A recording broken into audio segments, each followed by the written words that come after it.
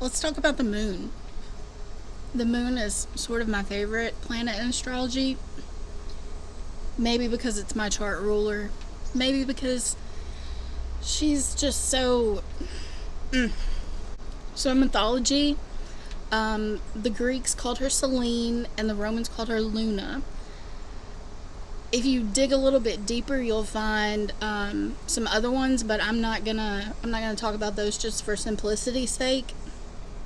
Artemis is associated with the moon as well, but again, that wasn't until like the 4th or 5th century BC with the Romans, and that's because Apollo was the sun and Artemis is the sister, so she has to be the moon, right? But originally, Luna and Selene. You'll notice in depictions of moon goddesses, there's an emphasis on the hair, right? It's like flowing hair or some sort of like billowing veil around her head. You'll often see her with horns like a crescent moon. She was often called the ruler of the night, a protector, guardian, the queen of the night, that sort of thing. Usually she's the sister of whoever the sun god is. And she's not mentioned a lot either. Again, because like the sun and the moon don't interact with the humans as much as the other planets. But a lot of her being so hidden has to do with just that. The moon in astrology represents things that are hidden. Scientifically, the moon is the Earth's only satellite. It's our only moon. It waxes and wanes. It takes it 29 and a half days to do that, to go from a new moon to a full moon and back to a new moon. One side of it is always hidden. Like, that's why we see the face in the moon, because the same side of the moon is always facing Earth. And if you look at the sun and the moon in the sky from Earth, they look like they're about the same size. So they would kind of be like equal, right? Opposite sides of the same coin. So about the moon phases, there's a lot of natural cycles that coincide with the phases of the moon, with the moon cycle. The tides being the most well known, but also a lot of birds migrate based on the moon phases. There's circadian rhythm. We all know what that is, right? Our circadian rhythm gets messed up when we have like jet lag, or when we're not getting the sleep we need, or if we can't see the sun for so long. People who are in some sort of like solitary confinement or underground or something, who are away from the sun, their circadian rhythm gets screwed up, so they don't know like when to sleep and when to be awake and things like that.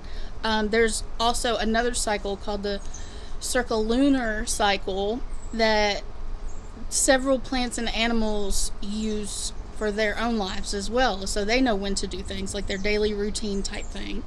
But what does the moon mean for us? The moon reflects the light of the sun. So in astrology, our moon is a reflection of our sun. It represents our inner self, the part that we keep hidden from the world. Just like part of the moon is hidden from the world, right? If the sun is who we are at our core, our conscious self, our conscious being, the moon is our subconscious self, which means we're not aware of it. Once we become aware of it, it's not subconscious anymore. It's in our waking conscious, because we can think about it. Your subconscious is where like dreams happen. It's where you have triggers and biases that you're not aware of. So the moon is the filter through which all of the information gets to us. Think of like, you know how you see filters on social media or whatever? If that filter was on our eyes instead of the picture we're looking at, so we're looking at the world through that filter. Everything we take in is through that filter. That's our moon. Everything we hear is through that filter. Everything we smell and taste, everything that we think about, every little bit of information that comes in is filtered through our moon. Also, just like the moon waxes and wanes, we wax and wane. We don't have the same amount of energy every day. We aren't as excited about something every day. Like, we don't have the same level of anything every single day. It changes, it ebbs and flows, just like the moon does. And just like some of the dark goddess energy that the moon goddesses are associated with, that can be scary for us. Our subconscious is a scary place. Trauma is a scary thing to deal with.